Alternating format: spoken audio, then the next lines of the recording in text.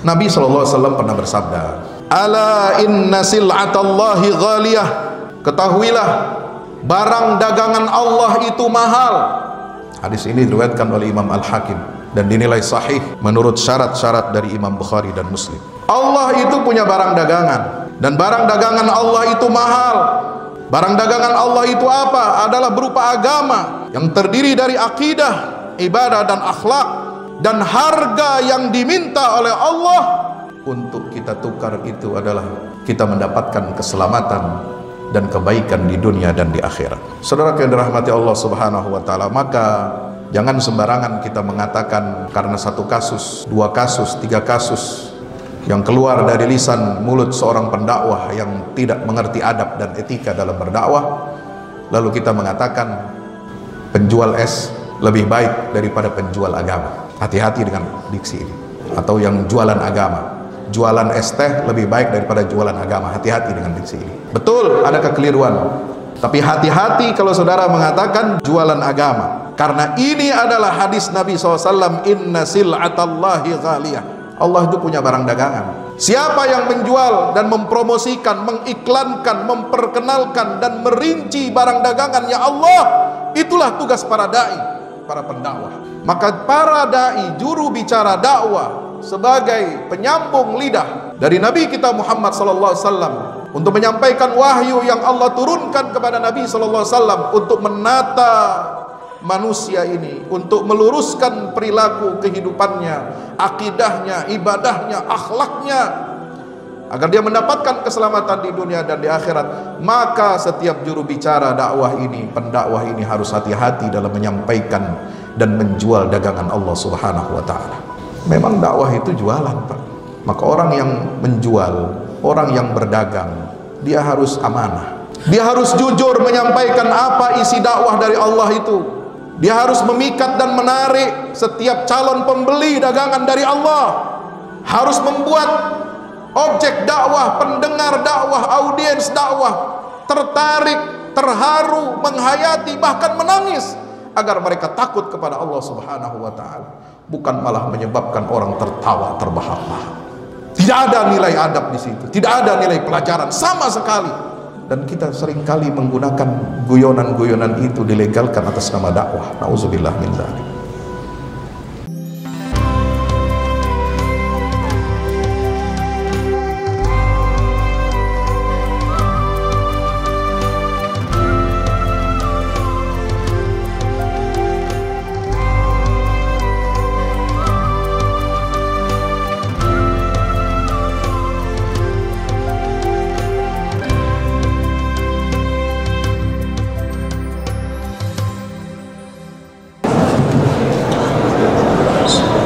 Assalamualaikum warahmatullahi wabarakatuh.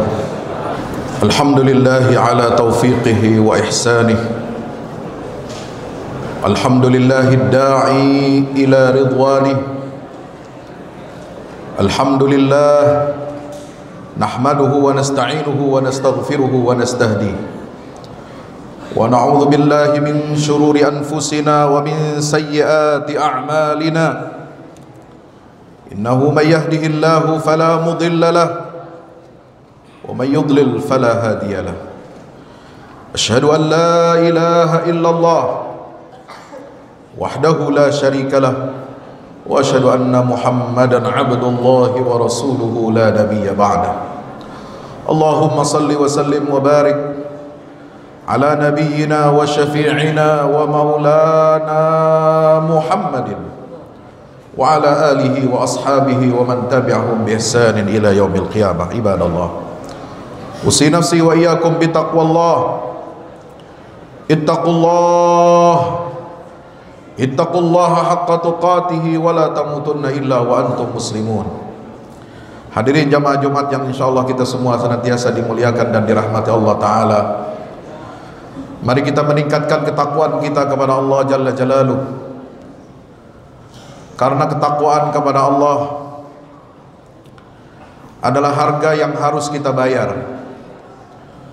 yang harus kita bayar untuk ditukar dengan keselamatan dari Allah Subhanahu wa taala di dunia dan di akhirat. Kalau kita ingin mendapatkan keselamatan, kebahagiaan dunia dan akhirat, semua ada harganya. Maka harga untuk kita tukar dengan keselamatan, kebahagiaan baik di dunia dan akhirat, dengan mendapatkan ridha Allah Subhanahu wa taala, tidak ada jalan lain. Kita harus membayar harga itu dengan ketakwaan kita kepada Allah Jalla Jalaluhu, dengan menjalankan semua perintah Allah dan menjauhi semua larangan-larangan Allah Subhanahu wa taala. Ma'asyiral muslimin yang dimuliakan Allah Subhanahu wa taala, bersyukur kita sudah melewati 1430 tahun sejak Khalifah Umar ibn al-Khattab radhiyallahu anhu, khalifah yang kedua Amirul Mukminin, menaklukkan dan membebaskan kota suci Baitul Maqdis yang diberkahi oleh Allah Subhanahu wa taala, dan itu terjadi pada tanggal 4 Jumadil Tsani tahun 16 Hijriah. Jadi kita sudah melewati masa yang cukup panjang, 1430 tahun umat Islam menguasai Baitul Maqdis, yang ditandai dengan apa? Ditandai dengan turunnya keberkahan dari Allah Subhanahu wa taala untuk seluruh dunia. Maka ketika Baitul Maqdis ini lepas dari tangan kaum muslimin pada tahun 1099 sampai 1187, dunia tidak mengenal namanya kedamaian dan keberkahan. Yang dikenal oleh dunia pada saat itu adalah konflik, peperangan, pertumpahan darah, dan ketidakadilan. Demikian pula ketika Baitul Maqdis jatuh kembali ke tangan musuh-musuh Allah di abad modern, di abad 20. Setelah berdirinya negara Israel pada tahun 1948, wilayah Baitul Maqdis dijajah dan dikuasai musuh Allah, dan kota suci Yerusalem, Baitul Maqdis, pusat keberkahan dunia, jatuh secara politik dan militer ke tangan Zionis Israel setelah perang pada tanggal 7 Juni 1967. Maka mulai detik itu dunia kita ini tidak pernah mengalami kebaikan, tidak turun keberkahan dari Allah Subhanahu wa taala. Yang ada adalah konflik, peperangan demi peperangan, pertumpahan darah di mana-mana. Karena siapa yang menguasai Baitul Maqdis, dia akan menguasai dunia dengan keadilan kalau dia berada di tangan kaum muslimin. Tapi sebaliknya, kalau Baitul Maqdis ini dikuasai oleh orang-orang durjana, oleh bangsa-bangsa yang tidak mengenal Allah Subhanahu wa taala, maka pasti mereka akan menyebarkan kezaliman, mereka akan menyebarkan permusuhan, mereka akan menyebarkan bau amis darah, pertumpahan darah di mana-mana di seluruh penjuru dunia. Maka kita harus bertekad untuk kembali merebut Baitul Maqdis ini. Untuk apa? Untuk kesejahteraan umat manusia, untuk tegaknya nilai-nilai Allah Subhanahu wa taala, dan untuk dilindunginya nilai-nilai hak asasi manusia di seluruh penjuru dunia. Saudaraku kaum muslimin dirahmati Allah, Nabi SAW pernah bersabda, "Ala inna sil'atallahi ghaliyah." Ketahuilah, barang dagangan Allah itu mahal. Hadis ini diriwayatkan oleh Imam Al-Hakim dan dinilai sahih menurut syarat-syarat dari Imam Bukhari dan Muslim. Allah itu punya barang dagangan, dan barang dagangan Allah itu mahal. Barang dagangan Allah itu apa? Adalah berupa agama yang terdiri dari akidah, ibadah, dan akhlak. Dan harga yang diminta oleh Allah untuk kita tukar itu adalah kita mendapatkan keselamatan dan kebaikan di dunia dan di akhirat. Saudara yang dirahmati Allah Subhanahu wa taala, maka jangan sembarangan kita mengatakan karena satu kasus 2 kasus, 3 kasus yang keluar dari lisan mulut seorang pendakwah yang tidak mengerti adab dan etika dalam berdakwah, lalu kita mengatakan penjual es lebih baik daripada penjual agama. Hati-hati dengan diksi ini. Atau yang jualan agama, jualan es teh lebih baik daripada jualan agama. Hati-hati dengan diksi ini. Betul, ada kekeliruan. Tapi hati-hati kalau saudara mengatakan jualan agama, karena ini adalah hadis Nabi SAW, inna sil'atallahi ghaliyah. Allah itu punya barang dagangan. Siapa yang menjual dan mempromosikan, mengiklankan, memperkenalkan dan merinci barang dagangannya Allah, itulah tugas para dai, para pendakwah. Maka para dai, juru bicara dakwah, sebagai penyambung lidah dari Nabi kita Muhammad SAW untuk menyampaikan wahyu yang Allah turunkan kepada Nabi SAW untuk menata manusia ini, untuk meluruskan perilaku kehidupannya, akidahnya, ibadahnya, akhlaknya, agar dia mendapatkan keselamatan di dunia dan di akhirat. Maka setiap juru bicara dakwah ini, pendakwah ini harus hati-hati dalam menyampaikan dan menjual dagangan Allah Subhanahu wa ta'ala. Ya, memang dakwah itu jualan, Pak. Maka orang yang menjual, orang yang berdagang, dia harus amanah. Dia harus jujur menyampaikan apa isi dakwah dari Allah itu. Dia harus memikat dan menarik setiap calon pembeli dagangan dari Allah. Harus membuat objek dakwah, pendengar dakwah, audiens dakwah tertarik, terharu, menghayati, bahkan menangis, agar mereka takut kepada Allah Subhanahu wa ta'ala, bukan malah menyebabkan orang tertawa terbahak-bahak. Tidak ada nilai adab di situ, tidak ada nilai pelajaran sama sekali. Dan kita seringkali menggunakan guyonan-guyonan itu dilegalkan atas nama dakwah. Nauzubillah min dzalik. Hadirin yang dimuliakan Allah Subhanahu wa ta'ala, bukan karena Allah butuh, Allah perlu untuk membeli dagangannya, bukan. Karena bagi Allah Subhanahu wa ta'ala itu semua tidak akan menambah keagungannya, kebesarannya. Bahkan surga Allah terlalu mahal untuk dibeli dengan agama seorang hamba. Bahkan kata Al-Quranul Karim, kalau seandainya kita mau bersedekah dengan harta, emas, aset yang kita miliki, jumlahnya memenuhi isi langit dan bumi, atau kalau kita ingin bersujud kepada Allah dari lahir sampai mati, itu tidak akan setara harganya. Tidak akan pernah bisa kita mendapatkan keselamatan dari Allah Subhanahu wa ta'ala. Karena seorang hamba itu pun, dia bisa mendapatkan nikmatnya ketaatan, nikmatnya ibadah, nikmatnya mengikuti jalan Allah, agar dia selamat di dunia dan di akhirat. Itu pun semua karena pemberian taufik dari Allah Subhanahu wa ta'ala. Maka Allah menerima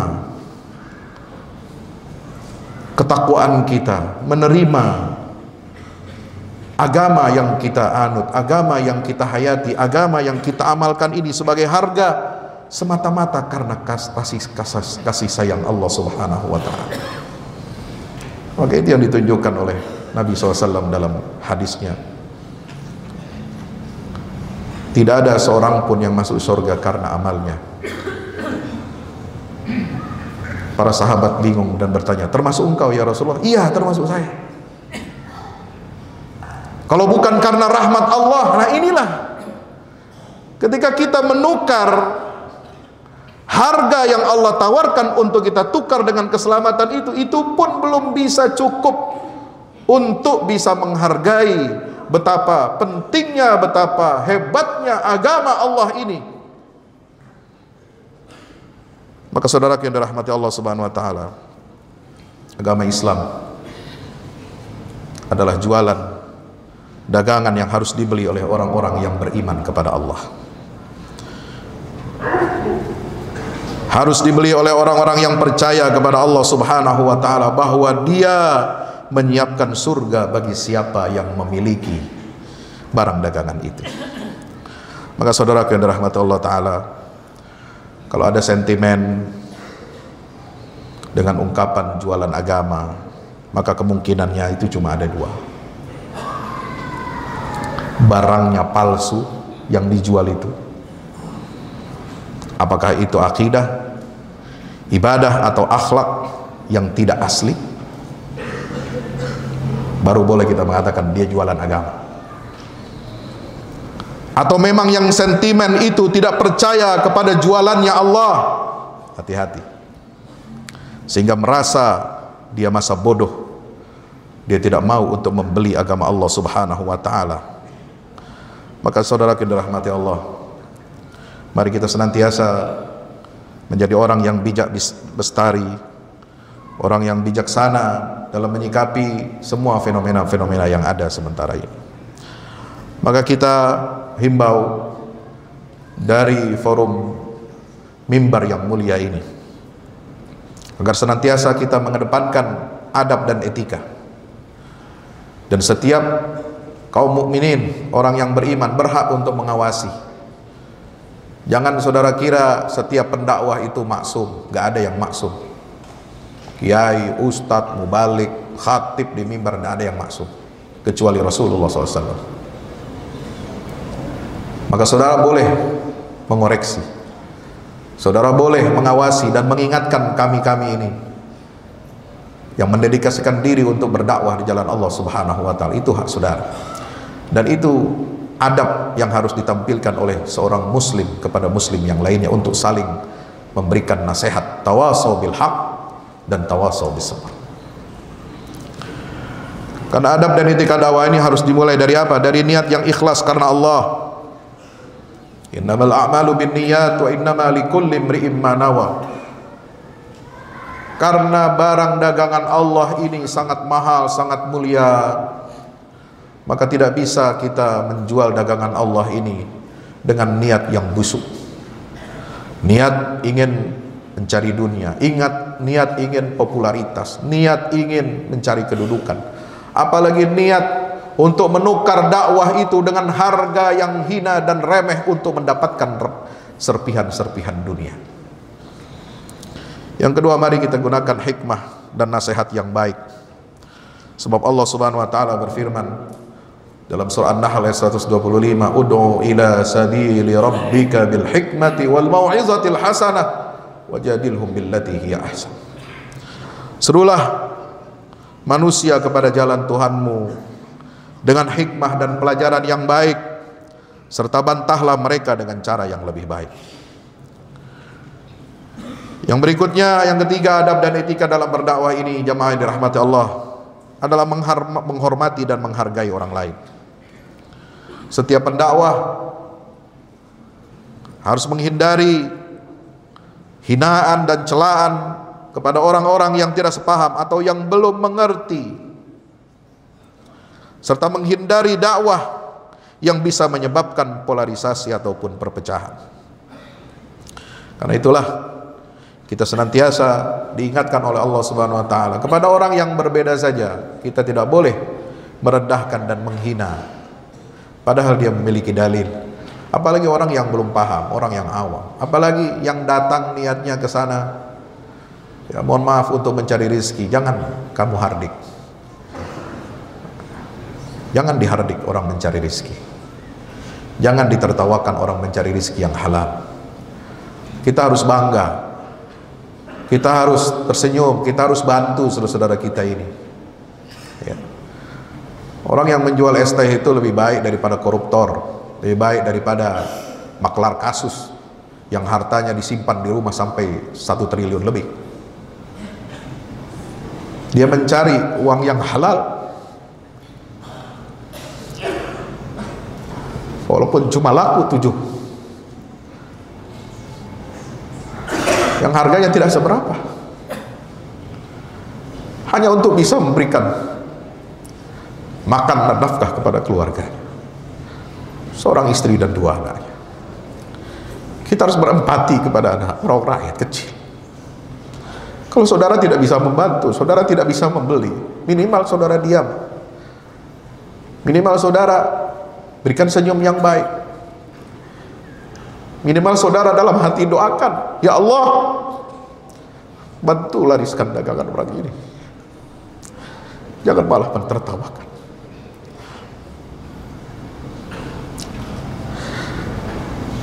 Saya selalu diajarkan oleh orang tua saya, setiap ada pedagang di perempatan jalan, di lampu merah, kalau kamu bisa beli, belilah. Kalau kamu tidak punya uang receh, tidak punya, doakan yang baik. Doakan supaya dia kuat. Doakan supaya dia sehat.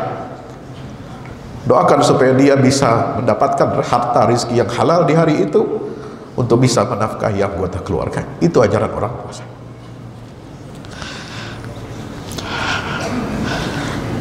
Maka Allah Subhanahu wa taala berfirman, ya ayyuhalladzina amanu la yaskhar qaumun min qaumin asa yakunu khairan minhum wala nisa'un min nisa'in asa yakunna khairan minhun wala talmizu anfusakum wala tanabazu bil alqab bi'sal ismul fusuq ba'dal iman. Ayo orang-orang yang beriman, janganlah satu kaum menghina kaum yang lain. Boleh jadi mereka yang dihina lebih baik dari mereka yang menghina. Berikutnya, adab etika berdakwah adalah memilih waktu dan tempat yang tepat.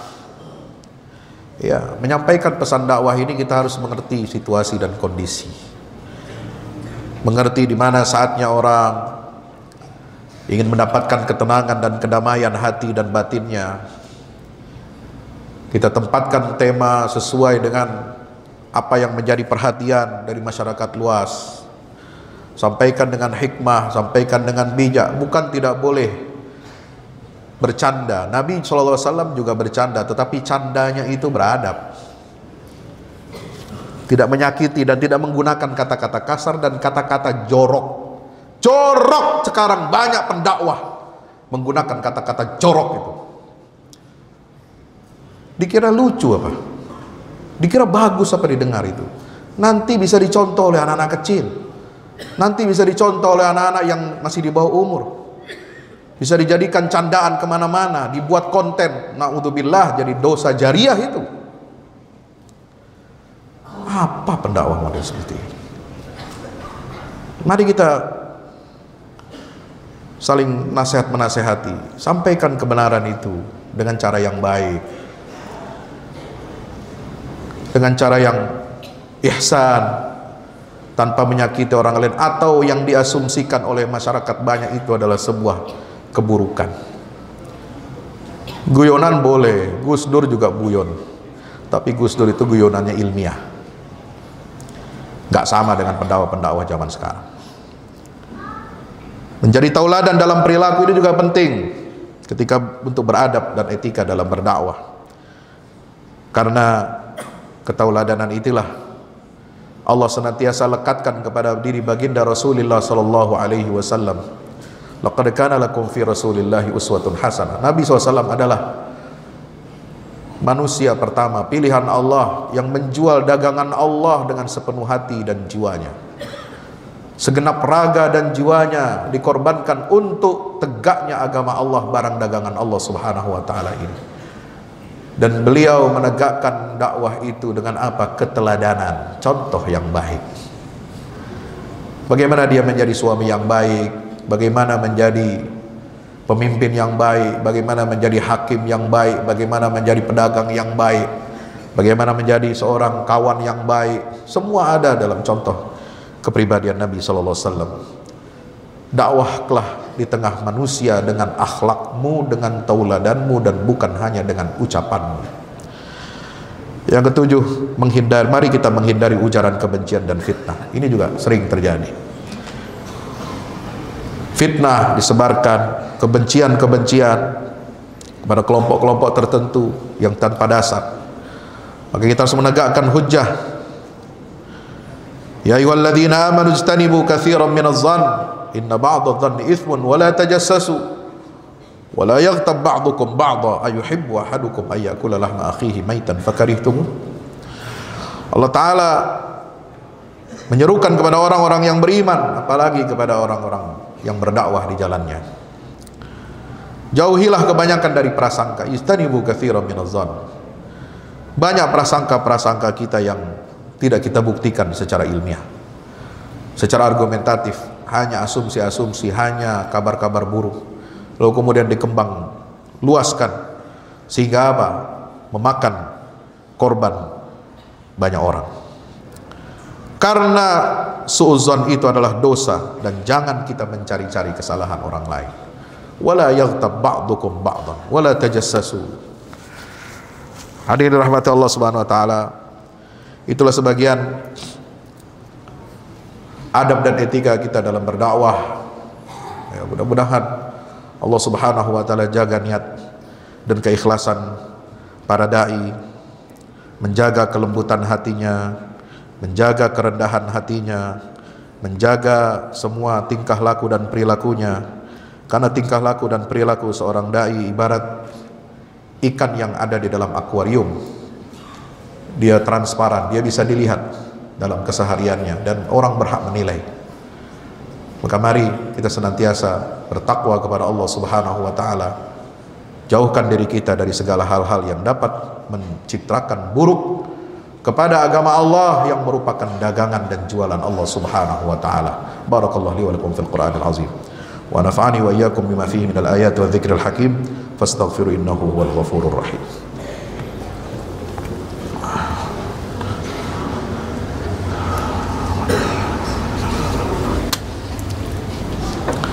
Alhamdulillahi wahdah sadaqa wa'dah wa nasara 'abdah wa 'azza jundahu wa hazaba al-ahzaba wahdah. Asyhadu an la ilaha illallah wahdahu la syarika lah wa asyhadu anna Muhammadan 'abduhu wa rasuluhu la nabiyya ba'dah. Allahumma shalli wa sallim wa barik ala sayyidina Muhammad adada ma ahata bi'ilmik wa khatta bi qalamik wa ahsahu kitabuk. Wardallahumma an sadatina arba'atil khulafa'ir rasyidin Abi Bakr wa Umar wa Uthman wa Ali wa an sa'iris sahabati wat tabi'in wa man tabi'ahum bi ihsanin ila yaumiddin. Ibadallah, usi nafsi wa iyyakum bi taqwallah, ittaqullaha haqqa tuqatih wa la tamutunna illa wa antum muslimun. Mari kita berdoa di hari Jumat yang berbahagia ini, di waktu mustajab, agar Allah Subhanahu wa taala berikan keberkahan kepada negeri kita, berikan petunjuk dan bimbingan kepada para pemimpin-pemimpin kita, berikan kesehatan, keberkahan rizki kepada orang tua kita, kepada keluarga kita.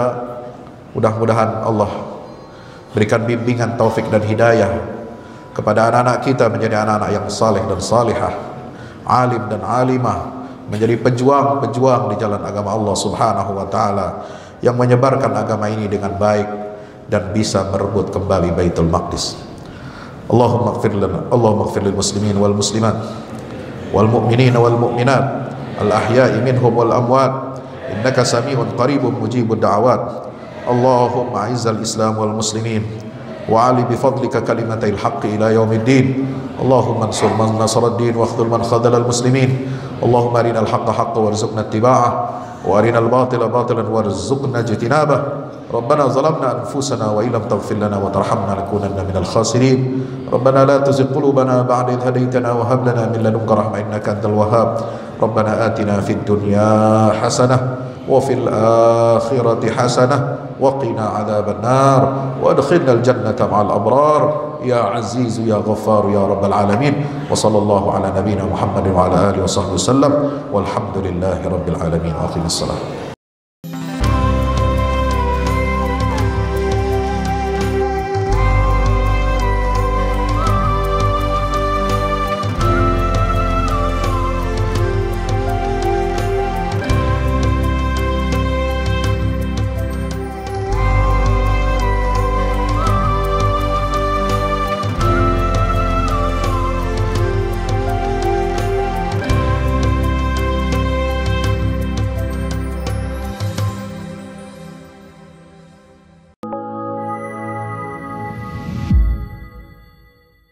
Yang terbaru dari Ustadz Fahmi Salim, buku Runtuhkan Zionis Rebut Baitul Maqdis, buku yang siap membuka cakrawala pikiran dan batin sahabat, sudah bisa dipesan sekarang juga. hasil yang dicapai para mujahidin dalam pertempuran Badai Al-Aqsa 7 Oktober 2023 memiliki arti penting ataupun nilai strategis, bukan hanya dalam pembuktian bahwa kekuatan Israel bisa dikalahkan bahkan oleh pihak yang memiliki persenjataan jauh di bawahnya, melainkan juga dalam menyadarkan dunia Islam, terutama para pemimpinnya yang memilih menjadi penonton ketimbang membantu sesama saudaranya.